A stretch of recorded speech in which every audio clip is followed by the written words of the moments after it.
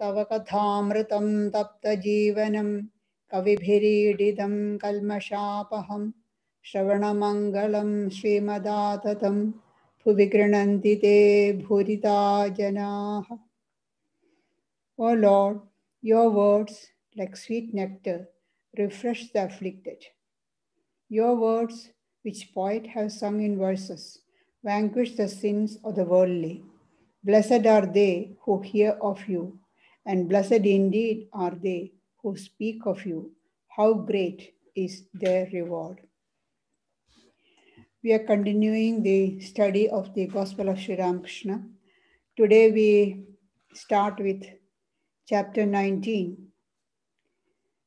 and the entry for 2nd February 1884. The Master and his injured arm. It was 3 o'clock in the afternoon. Sri Ramakrishna had been conversing with Rakhal, Mahimacharan, Hazra and other devotees when M entered the room and saluted him. He brought with him splint, pad and lint to bandage the Master's injured arm. One day while going toward the pine grove, Sri Ramakrishna had fallen near the railing and dislocated a bone in his left arm. He had been in an ecstatic mood at that time and no one had been with him. Master to M. Hello, what was ailing you? Are you quite well now? M. Yes, sir.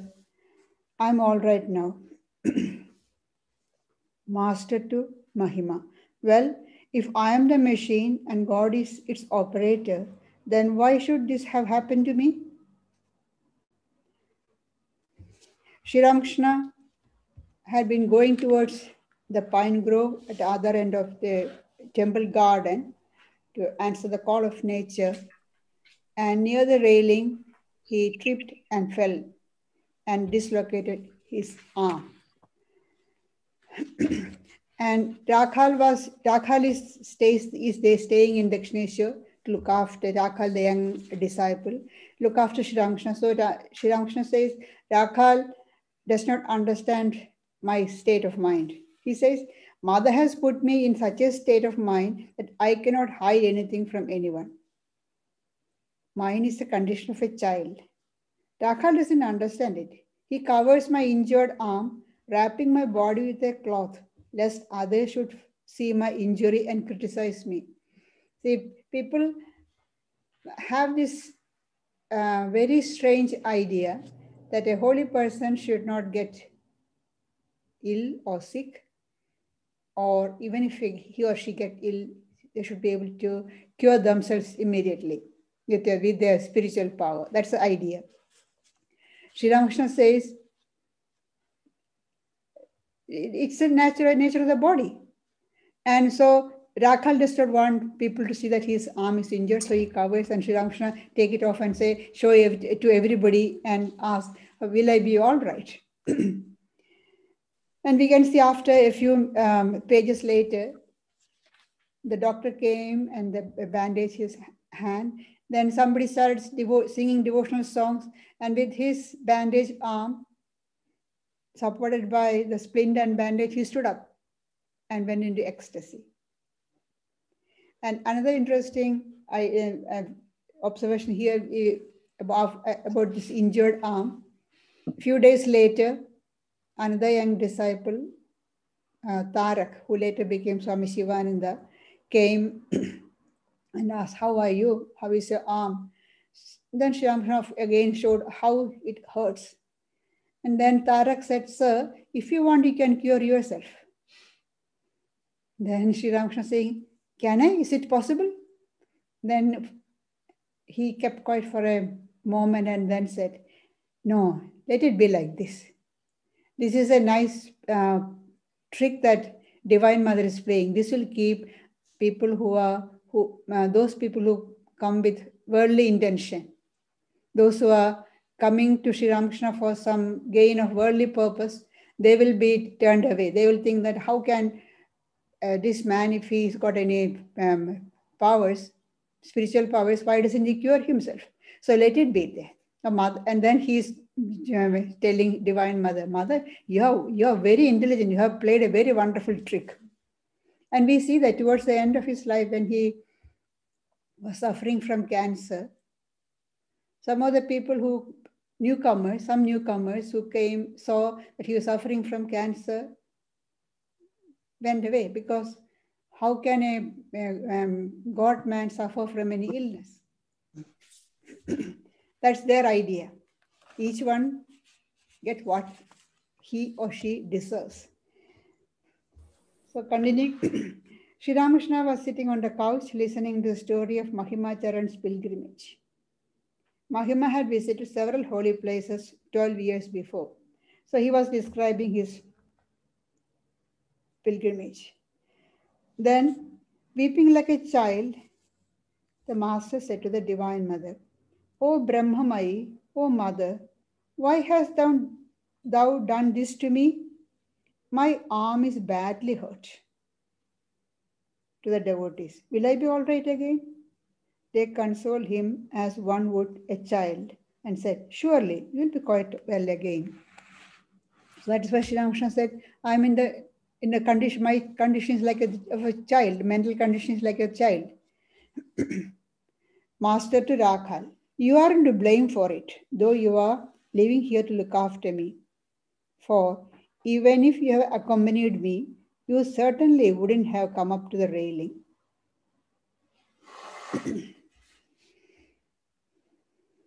Master again went into a spiritual mood and said, Om, Om, Om.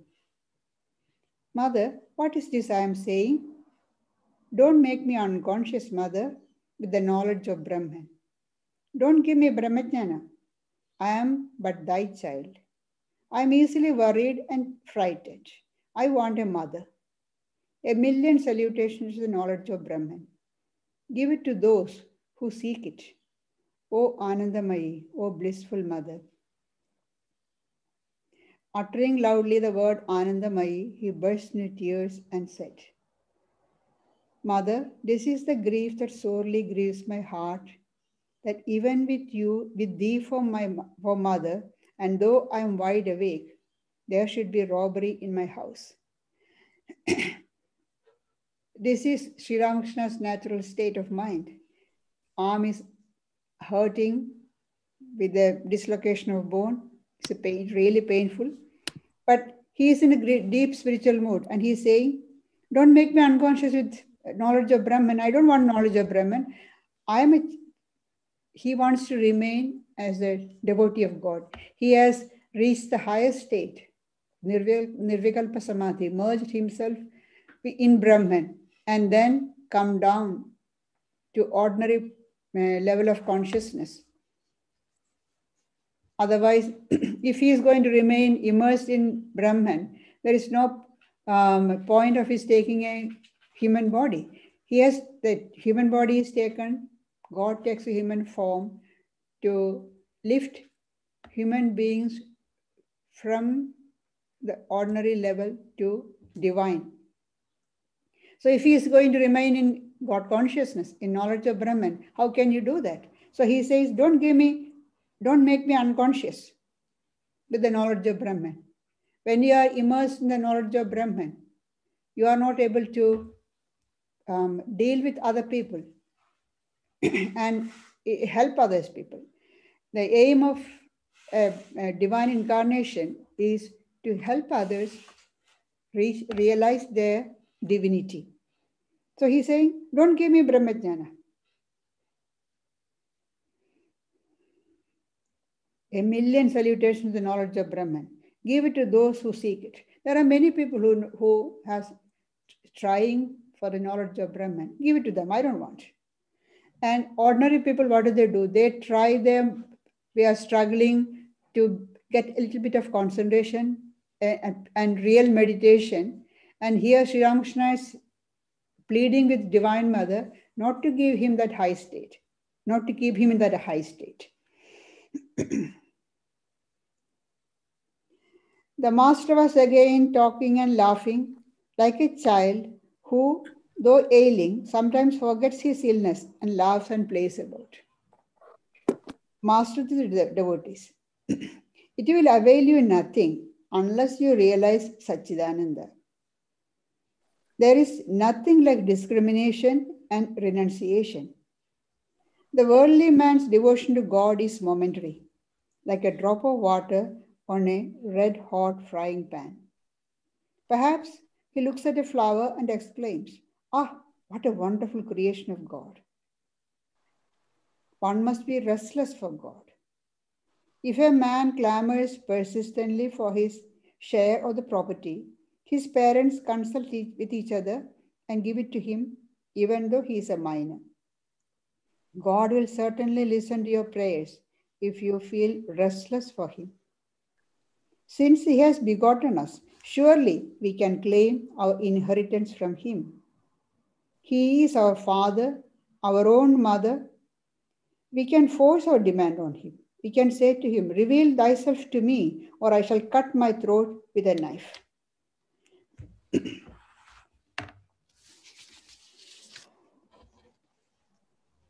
Sri Ramakrishna is saying, it will avail you nothing unless you realize Satchidananda, unless you realize Brahman, Sat Chit Ananda, Satchidananda, absolute existence, absolute consciousness or awareness or knowledge, and absolute bliss. That's how they describe Brahman. Brahman is something which cannot be described. It's not an object to describe, but we need some sort of description for our understanding. So the great sages have given this epithet, Satchidananda, Sat Chit Ananda. So we have to that's the aim of life. Realize supreme reality. And what are the means? To realize that you need discrimination and renunciation. Discrimination or discernment. It's a firm conviction that Brahman alone is real. In Sanskrit, the word is viveka. Viveka means the firm, not just passing, just an intellectual understanding, but firm conviction that Brahman alone is real. And the world as we see is not really real. It's a passing show. So what do you mean by, what is meant by real? Reality is something which does not change. That's why they say the world is not really real. If you look at around the world, we can see it's constantly changing. Nothing stays for a moment. Continuously changing all around. We are changing, our body is changing, our mind is changing, thoughts are changing. Though we are realizing it, we are conscious of it or not, there's continuous change going on. In the world around, in the whole cosmos, everything is constantly changing. So they say the world is not really real. It's a passing show. But that is when you realize that Brahman alone is real. That's the reality behind the passing show. And we see this passing show because there is something real behind it. The classic example they give is seeing a snake in a rope in semi-darkness. We see the snake. We don't see the rope, we only see the snake. And our reaction is as to a real snake. So long as we think that's a snake, we get frightened, we try to run away from it. But as soon as we get bring in light and realize, come to know, no, this is not a snake, this is a piece of rope, immediately the whole attitude changes. But till that knowledge comes, the snake is real and our reaction is also real. So they say, till we realize that everything is Brahman, whatever we see is really Brahman, that the world that we see is just a superimposition on it, just imposed on the top of it, on Brahman. That's real. Only it becomes unreal only when we see the Brahman behind. Only when we see the rope, we realize that snake was not real. Till we see, till then, the snake is real. So till we get the realization of Brahman, then we realize the world is real. Or at the same time, we have to use our thinking, deep thinking about how and why of life. They are the fundamental questions. And that helps us to realize that everything is constantly changing, continuously changing. And we are in this world for a short time, and we have to make best use of the time we have got.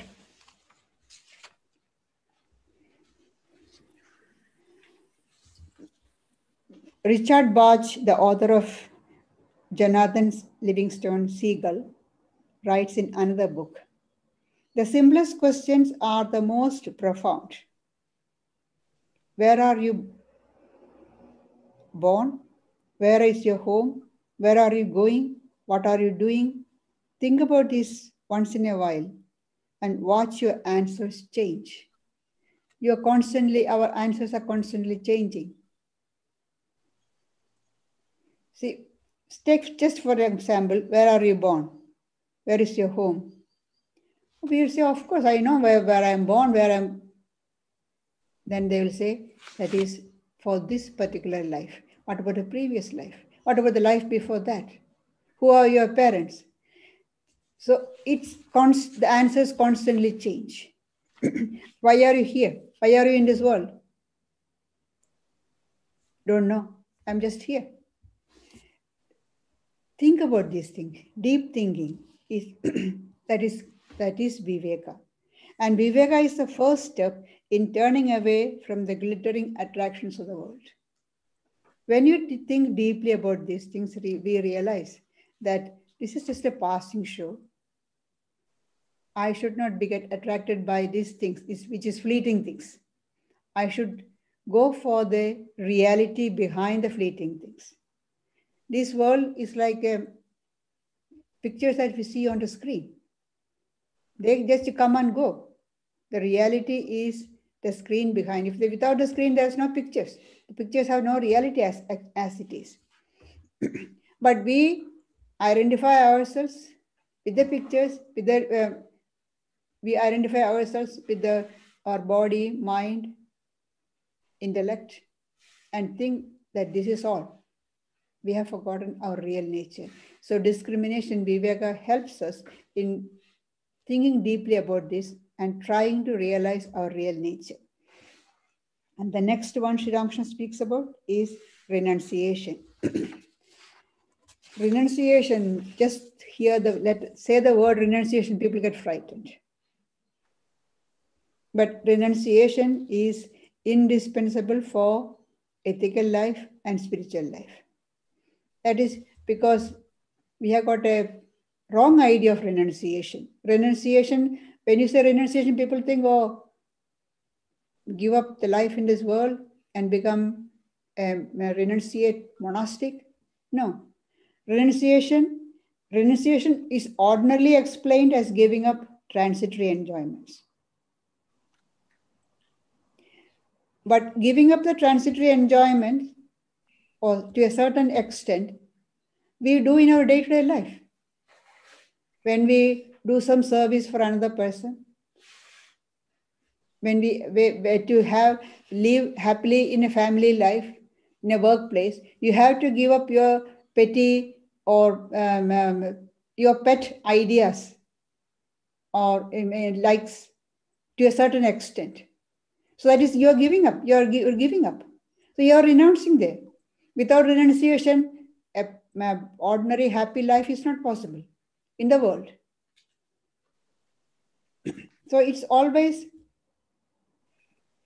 the renunciation is giving up selfishness and attachment. Giving up this petty little ego. The little I want this, or this is my idea.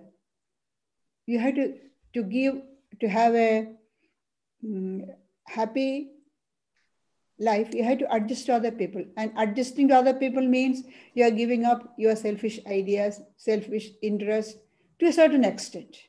So that is renunciation. So without renunciation, life in this world is not possible. The little I we give and say we, instead of I, this is for me. Instead that we say this is for us. This is I want this. No, this is we want this. Just that little change make us go forward. And that is, you have all given up a little bit of that selfish I.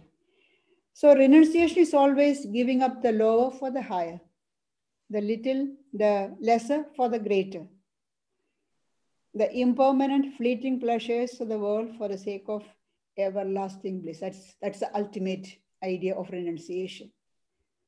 So we practice renunciation in our day-to-day life. Increase it. Give up the attachment. Attachment is the greatest obstacle. Renunciation, in the Bhagavad Gita, Sri Krishna says renunciation is giving up the attachment to results of action. That is causing us stress and strain in our day-to-day life. Give up attachment.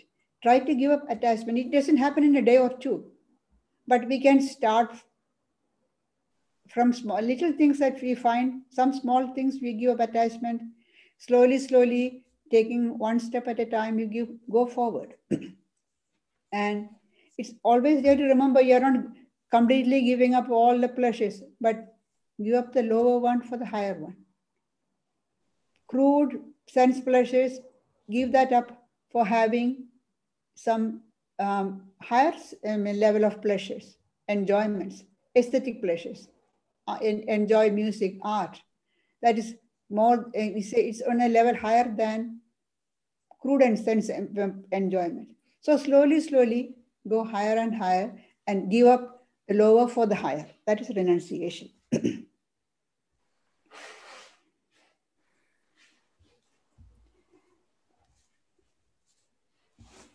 The worldly man's devotion to God is momentary. Like a drop of water on a red-hot frying pan. It's there for a second, immediately gone. And Sri Ramakrishna gives an example. Perchance he looks at a flower and exclaims, "Oh, what a wonderful creation of God."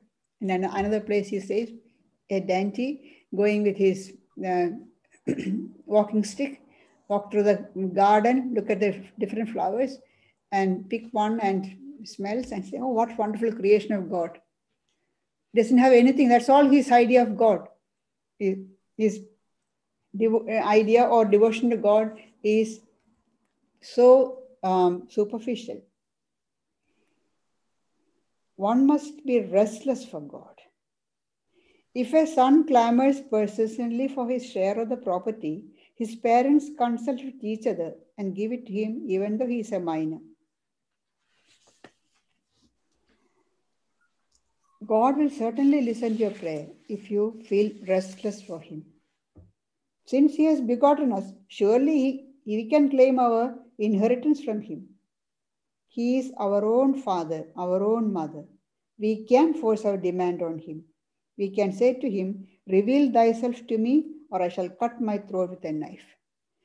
So here Sri Ramakrishna is saying we should feel restless for God. We usually say, "Oh, you should control your restlessness." And here, opposite way. Ordinarily, we act restless because our mind cannot concentrate on anything. Our mind, and we realize that restlessness mostly when we try to concentrate our mind. When we try to think of God, then we realize our mind is so restless. Yes, increase that restlessness for God. Again, often they say you should be content with what you have got. Contentment is very important. But in spiritual life, they say, well, have discontentment with your state of progress. So we have to understand in which context it is said. And Sri Ramakrishna's examples are what he has taken from his, in the daily life we see. In the ordinary family life, examples that we have seen in the life of the people in the village and also in Calcutta. Whatever he has seen, all the examples that we see are day-to-day life, which everybody can associate with and understand.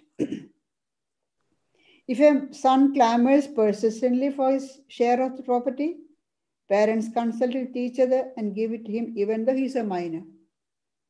The child is not at a fully adult, is still a minor, but wants his share of property. All right, parents give it. In another place, he says, the little child is troubling the mother, asking for a few coins to buy lolly.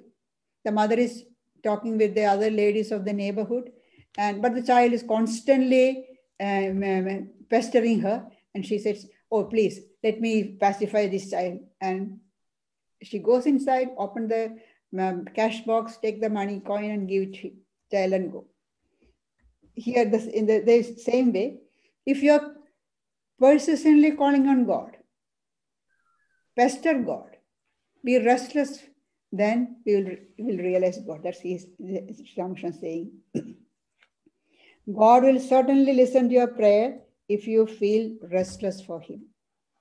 Now the trouble is how to feel restless for God. We feel restless for everything else, not for God.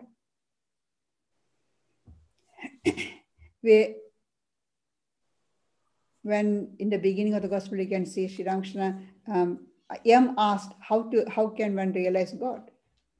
Sri Ramakrishna asking, can you weep for God? Then he says,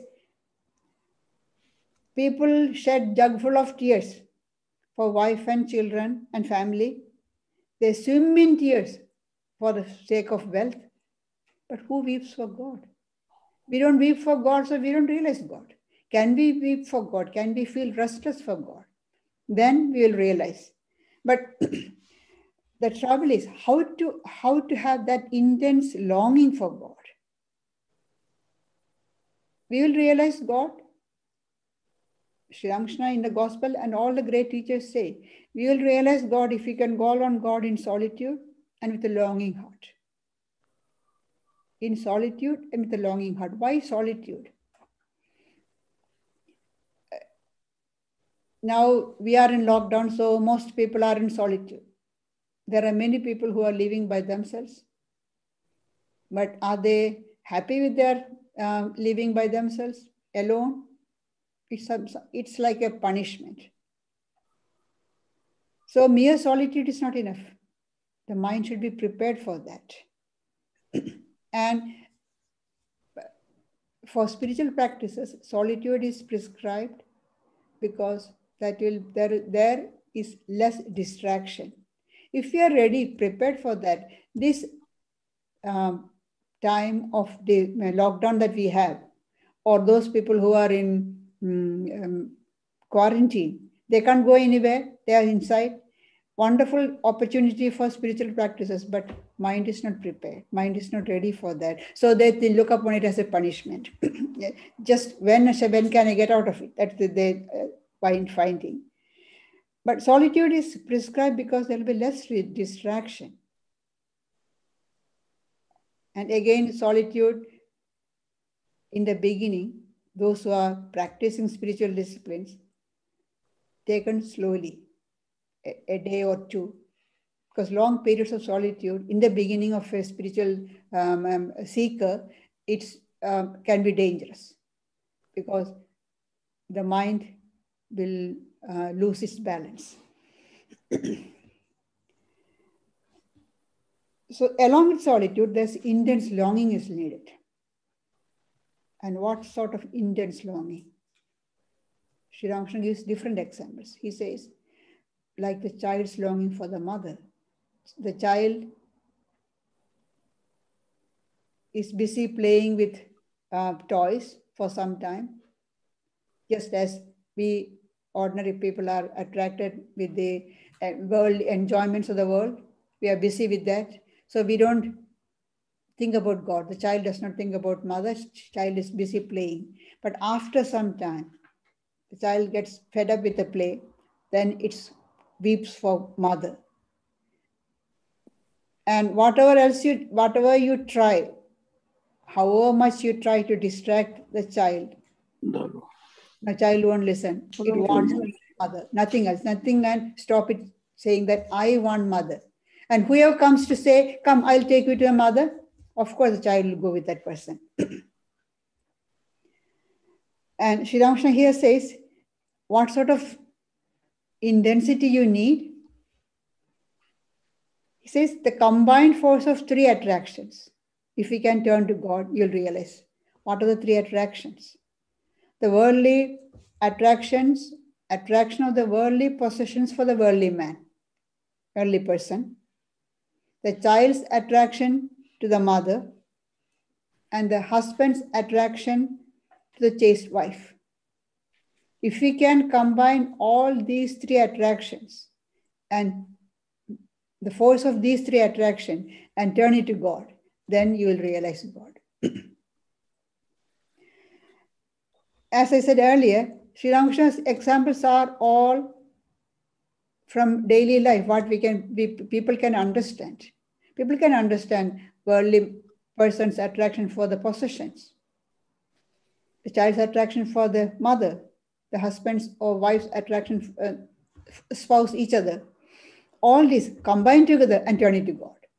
Then we will be able to realize God. But how do we develop this intense longing? We don't feel that intensity. Our intensity is very, very little, very, very, very poor. Our longing for God, or we say, oh, I would like to realize God. Are we ready to put so much of effort into that, needed for that? No. We have to put a lot of effort. And even if our longing is very mild, we can increase that longing through our effort. That's what the sages say. In the Vivek Chudamani, Shankaracharya says, in most cases, the desire for freedom, desire to realize God, self-realization is very, very mild. It's not at all intense. But there is a way to increase it. Through conscious cultivation, this can be increased. The desire can be made intense. And what are they? Through the grace of the Guru and practice of renunciation and virtues like mental control, sense control, etc. You receive Guru's grace, our teacher's grace, spirituality guide's grace. And also we have to practice non-attachment, selflessness, sense control of the mind. Through these practices, we can increase our desire for liberation, desire for freedom, the longing for realizing God, that can be increased.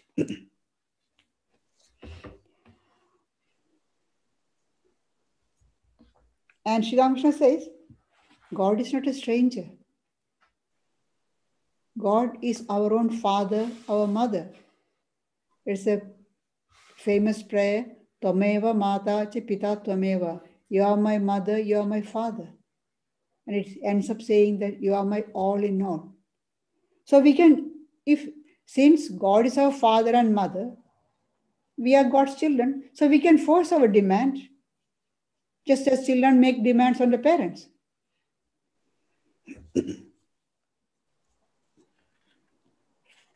We can say to, Sri Ramakrishna says, we can say to him, reveal thyself to me, or I shall cut my throat with a knife.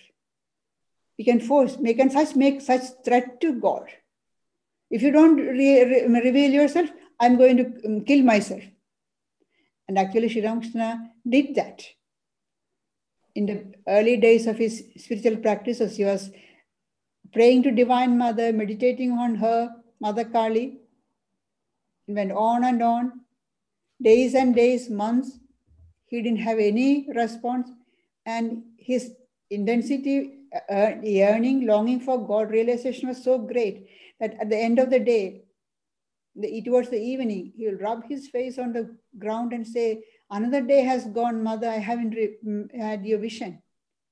And one day he became so desperate that in the Mother Kali's temple in Dakshineshwar, he sprang to and took up the sword hanging on the wall and was about to kill himself when he had a wonderful vision and had that was the first vision he had of Divine Mother Kali. So what he's saying is from personal experience. Reveal yourself to me, or I shall cut my throat with a knife.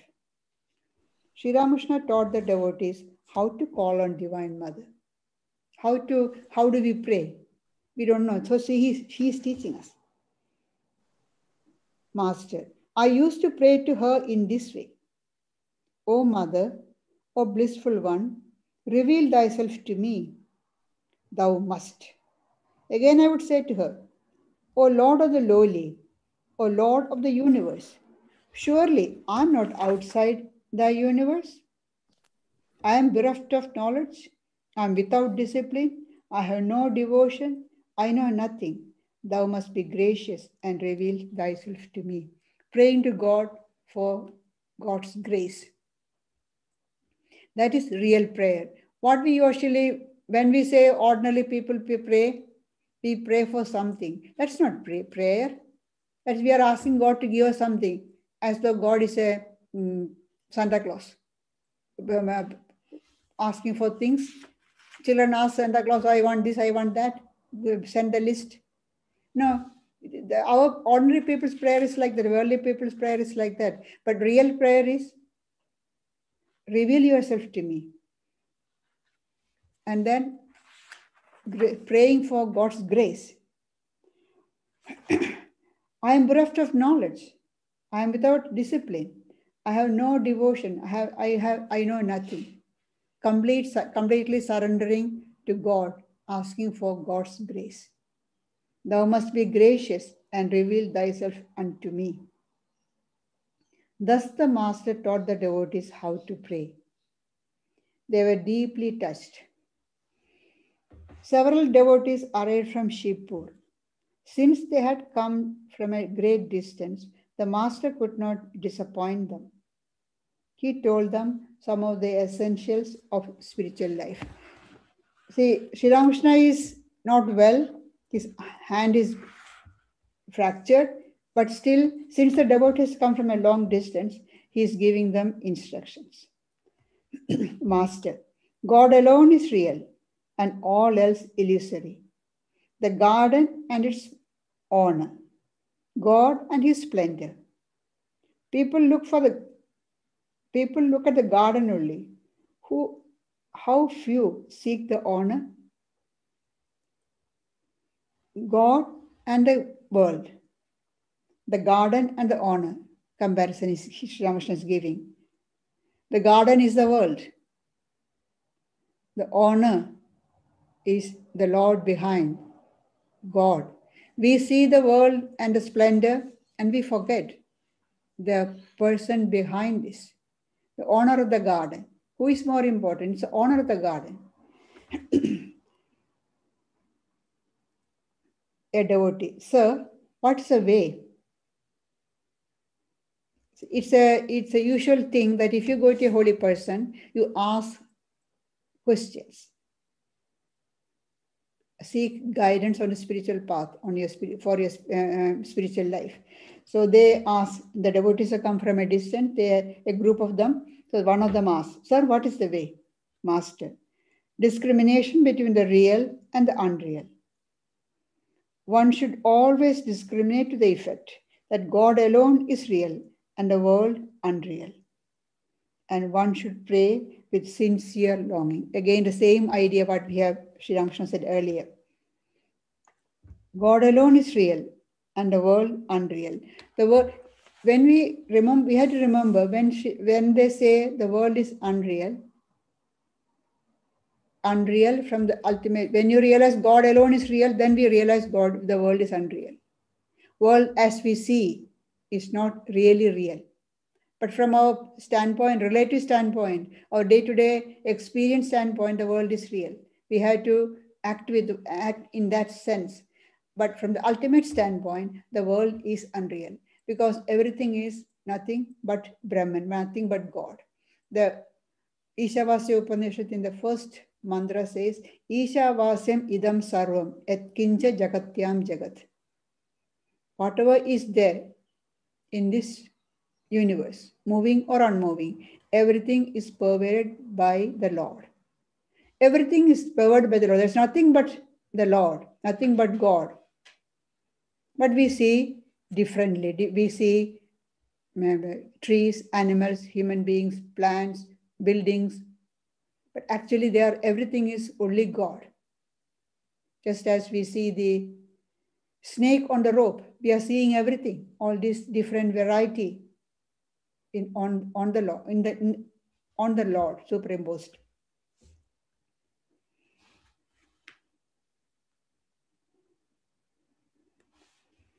That is discrimination. Here, from the scientific standpoint, they say there is no matter, it's only energy. Everything is energy. But we see concrete objects. We see this table, the book, the building, the trees. So how can you say they are not there? But from science, we intellectually understand this is all only energy in motion. There's only energy, moving energy particles. There is no solid things. But we feel it. From our experiential standpoint, these are there. But from the ultimate standpoint, these things are not real. The real thing is only energy. The same way, from the spiritual standpoint, from the ultimate spiritual standpoint, the real thing is only God. The world as we see is not really real. And one should pray with sincere longing. Devotee. But sir, where is our leisure for these things? That's a common complaint. We don't have time. Where's the time? We don't have time for prayer and meditation. Sri Ramakrishna very graciously says, those who have the time must meditate and worship. But those who cannot possibly do so must bow down wholeheartedly to God twice a day. He abides in the heart of all. He knows that worldly people have many things to do. What else is possible for them? We don't have time to pray to God. Therefore, give him the power of attorney.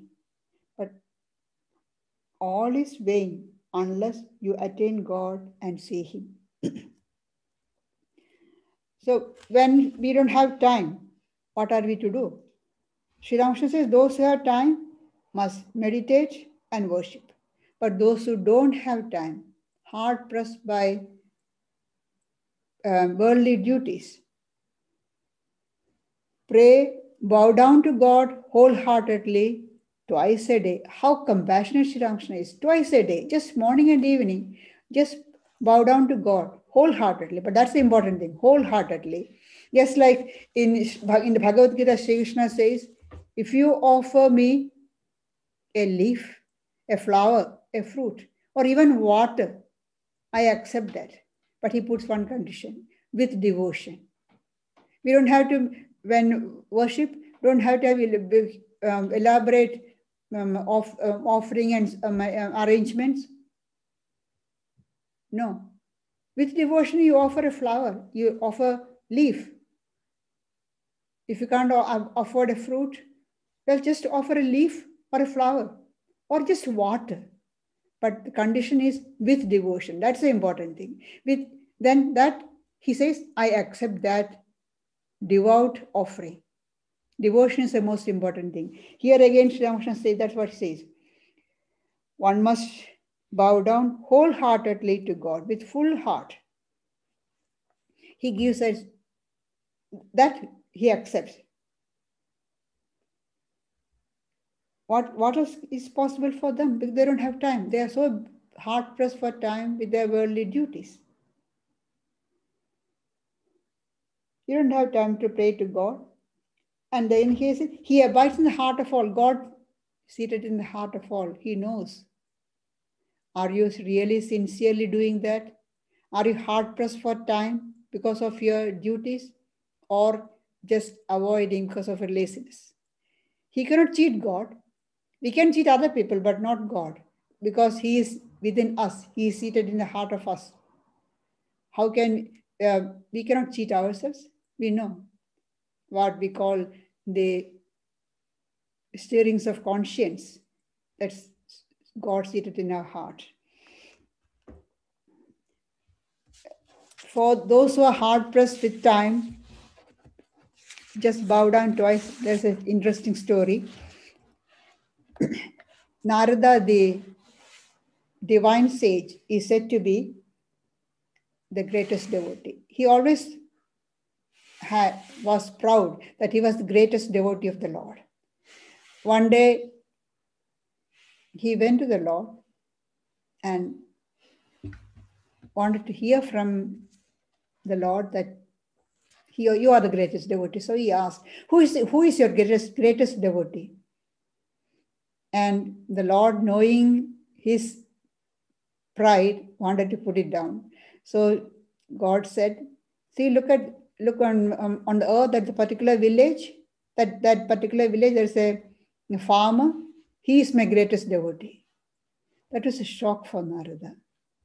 How can that be? So Narada wanted to see the greatest devotee. What did he do? What does he do? How is it? I am chanting the Lord's name all my waking hours. And even when I'm sleeping, unconsciously the repetition of the name, the Lord is going on. And Lord says, this farmer is the greatest devotee. So let me go and see. So he went there and watched the farmer from morning till evening. He got up in the morning. After his ablutions and everything, he saluted in front of the picture of God. And then he went for his daily duties. Went to the field all the day. The whole day he worked in the field,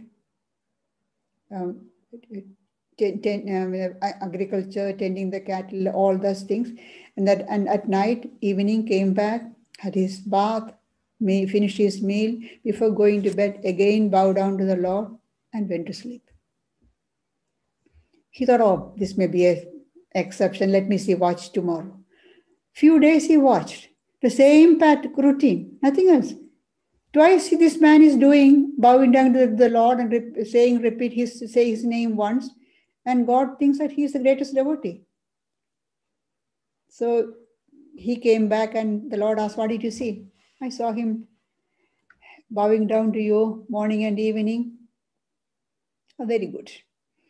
Then the Lord gave him a bowl full of oil to the brim and told, Narada, can you take this bowl of oil and go around the earth, world and come back? Because divine says there is no problem for him. He's traveling all over the world. Doesn't need any transportation. So he took the bowl, but see that you don't spill the oil. So he went very carefully holding the oil to seeing that it won't spill, went round and came back.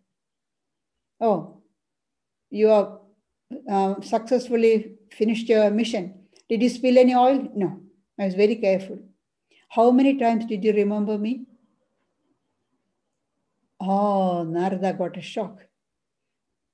I'm so sorry, I didn't remember, because all my attention was on the bowl of oil, not to spill it. So I didn't remember you at all. See, that farmer, with all his work, heavy load of duties, he remembers me daily without missing a single day, both morning and evening. That's why I said he's the greatest devotee. So that's what Sri Ramakrishna says. The Lord is seated in our heart. He knows your intention. That is more important than external observance. The intention is more important, greatest importance. He abides in the heart of all. He knows that worldly people have many things to do. What else is possible for them? You don't have time to pray to God. Therefore, give him the power of attorney. But all this is in vain unless you attain God and see him. Another thing we can say, people say they don't have time for meditation and prayer. Well, they don't have time to sit down and do, but we got a lot of time while doing other things. We can, repeating the name of God can be done anywhere at any time, silently in the mind, can go on doing. Even if we are not able to concentrate, still they say, it is the name of God we are repeating. That will have its effect. So repeating the name of God, even though it's mechanically, go on doing it. Slowly, slowly, we get a taste for that. And then repetition comes with a bit more attention and concentration. All this we have to do ourselves. Nobody can do it for us. They can give us instructions. Sri Ramakrishna has given the instructions, but we have to do ourselves. Sri Ramakrishna cannot give us that realization. Even if you give the realization, we won't be able to withhold it.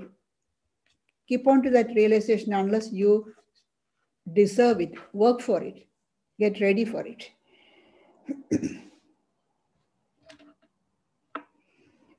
Another devotee. Sir, to see you is the same as to see God. Because Sri Ramakrishna said, all this in vain unless you attain God and see him. So the devotee says, to see you is the same as to see God. Master, don't ever say that again. The waves belong to Ganges, not the Ganges to the waves. A man cannot realize God unless he gets rid of all such egoistic idea that I am such an important man, I am so and so. Level the mound of I to the ground by dissolving it with the tears of devotion. Sri Ramakrishna always considered himself as a devotee of the Lord. So he is saying, when the devotee said, to see you as is same as seeing God, he says, no. Don't say that. I am just a devotee of God. Sri Ramakrishna never liked the three words, master, guru, and father. So this is giving giving the importance to that person, and as though I'm the doer. No, Sri Ramakrishna never had. He was humility personified. And Girish Chandra Ghosh, one of the foremost householder disciples, used to say, this time God has taken a human form with a new weapon, and the new weapon is humility. He always used to say, when I'm just a devotee, I'm a devotee of God, I'm a devotee of the Divine Mother. Once Keshavchandra Sen, the Brahma leader, was with Sri Ramakrishna, and some of the followers of Keshav was praising him. That Keshav and his follower, his assistant or second, Pratap Chandra Majumdar, or they are comparing to them as Chaitanya, Lord Chaitanya and his companion Nityananda. Then Keshav turned to pointing Sri Ramakrishna, asked, then who are you? What is he? What is he? Sri Ramakrishna immediately said, I am the dust of your dust. I am nothing. I am nobody. And then Keshav said, you cannot catch him unaware. He's always conscious. He's always having the idea that I am nobody. I am that Divine Mother's child. Thank you.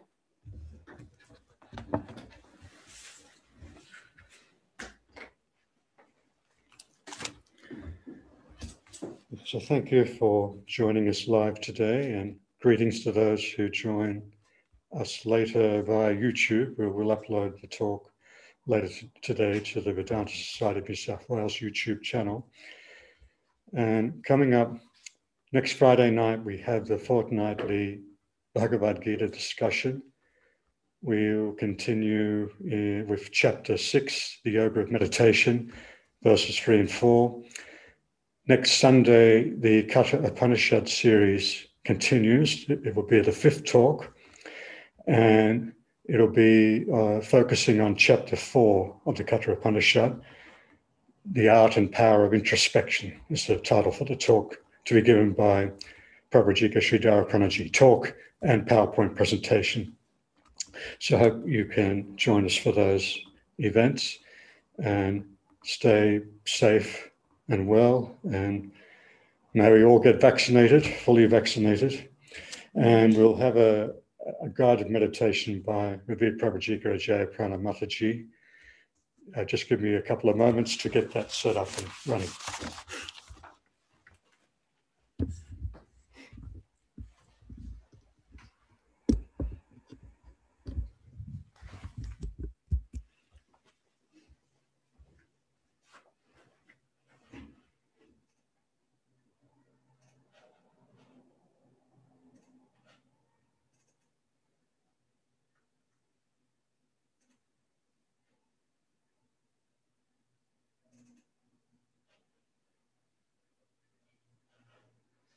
I know in my inmost depths that no mortal light can reveal thy immortal face. Thou art seen only in thine own effulgence. Yet, with yearning hope in my heart, I keep my little altar lamp day and night burning, burning. O Lord, thou art my resting place and only protection. May I never lose my vision of thee.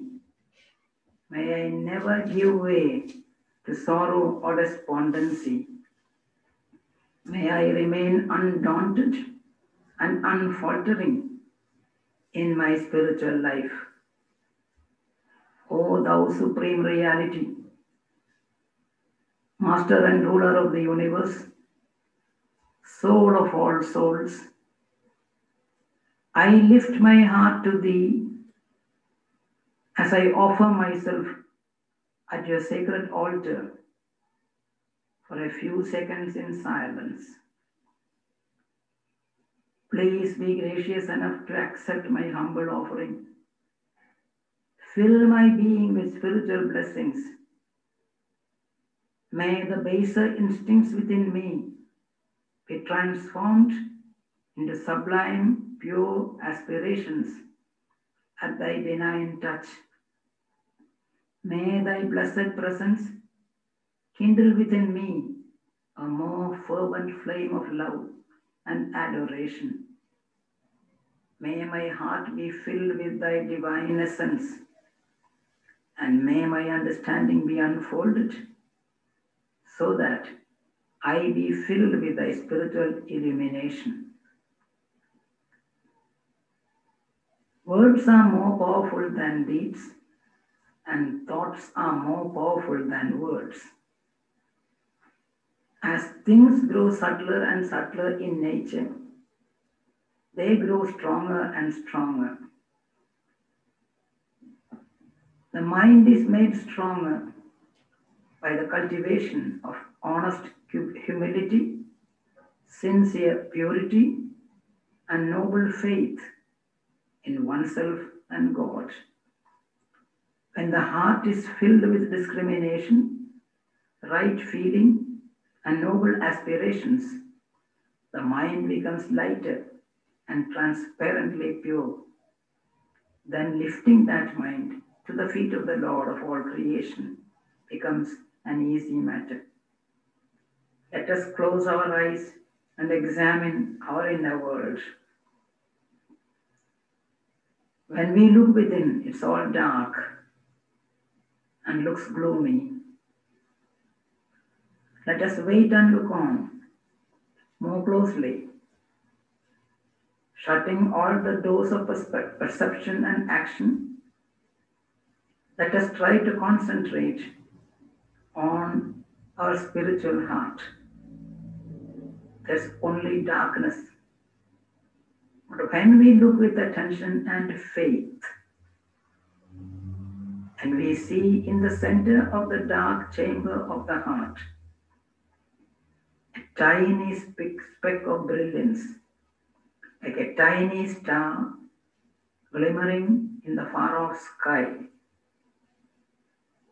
As we focus our attention more on that, we find the speck of light becoming slowly, very, very slowly, larger and brighter. It has now become a tiny ball of silver color, emitting short rays of silver light around it. As we continue to look closer, you see the little ball growing and growing into a big ball of sheer luminosity. It's not a mere star-like effulgence. Inside the radiance, we see the outlines of a beautiful lotus. Just think of that. As we go on concentrating on the heart, a little speck of light that we saw in the beginning grows in size. It has become a beautiful silver star.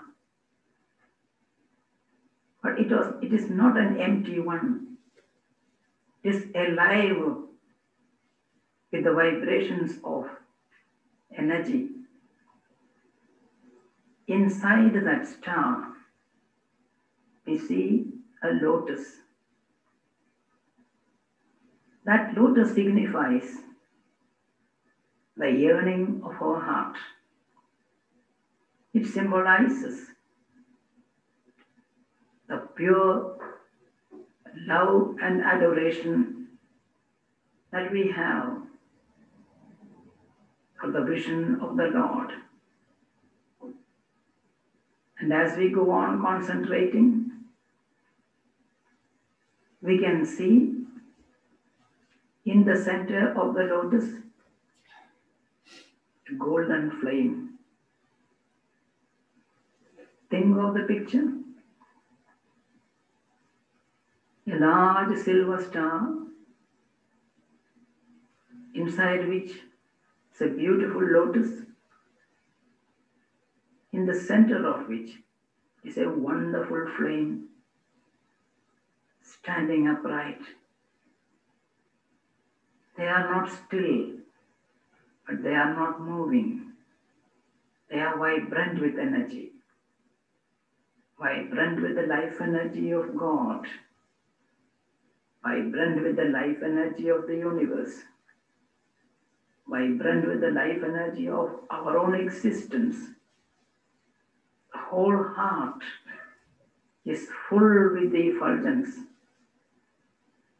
and we can feel, if we pay attention, we can feel the vibrations tingling through our whole body, just coursing gently through every part of our body.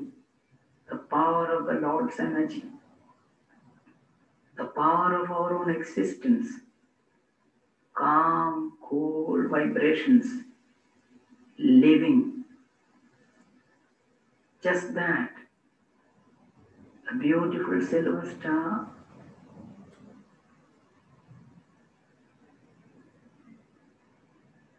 the lotus,